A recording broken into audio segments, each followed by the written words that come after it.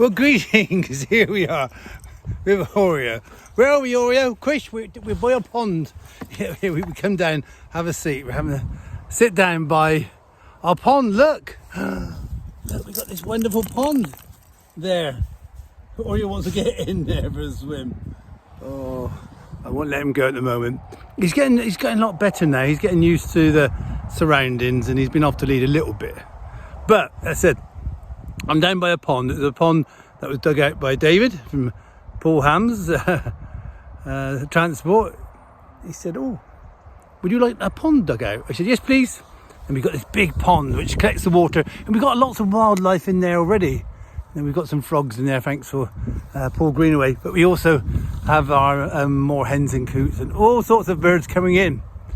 And we've got water lilies, and it's nice. The thing about it, I've always been fascinated by ponds. And as a youngster, you sort of, what are you doing? Sorry, Chris. Always fascinated by water, as a young child would be, in getting a net and trying to find some little shrimps or something there to catch and have a look at.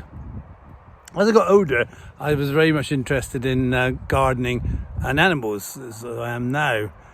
And I got the idea to actually start putting in ponds. So I started putting in, digging ponds. And I did the first pond was actually round our house.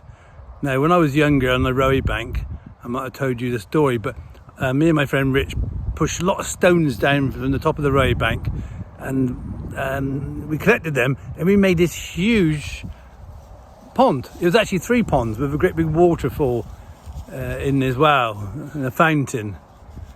And that really got me interested, because we're on heavy clay here. So what I would do is I would dig out the pond with a spade and make it the shape I want. I would obviously make sure it's at least 2 foot deep in the deepest place, so for the winter's frost. And I would put sort of margins on there, so we could put the plants on these margins. And then I used to line it, make sure there's no sharp stones. I would either line it with sand, or we used to use like these plastic fertilizer bags, which we used to use to line it. Look at that. Look at who's happy. Who's happy? Really content there. So we lined the pond, and I used to use rick sheeting, what you use for the farm for covering up haystacks. And that's what I used to do. And those ponds would last for quite a number of years, as long as they didn't get pierced. And then the butyl liners came along, and we used those. But someone would actually employ me to come around to their house and dig a pond. And that's what I used to do. And I loved doing this. And I got the first thing I used to do, which was used to annoy people, worry people, is I get the pond nice and clear, fill it up with water, and then I would get some garden soil and throw it into the pond. And people used to look at me because the pond would go a bit cloudy, and you're thinking, Chris, you got it all wrong. It's not making it do good. But that soil will settle down. And what happens, the soil at the bottom will encourage, the bacteria that you need and the algae that you need to get the pond nice and clear, and something for the plants to grow in.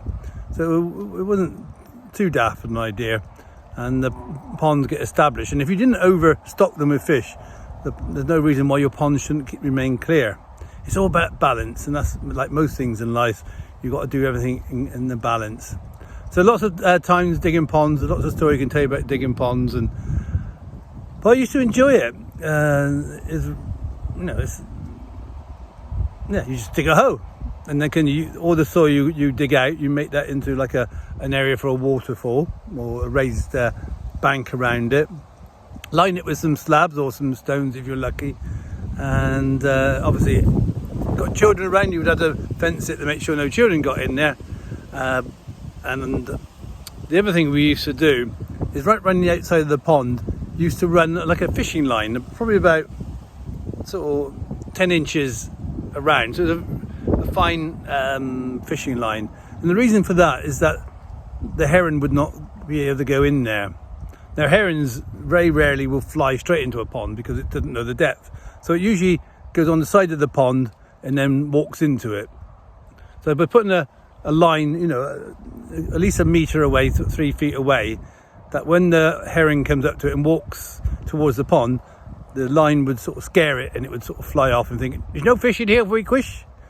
So many people I've known got fish and herons come in, and they come in at first thing in the morning. So in the summer when they're feeding, they'll be up at 4 or 5 o'clock in the morning and they'll be eating the fish.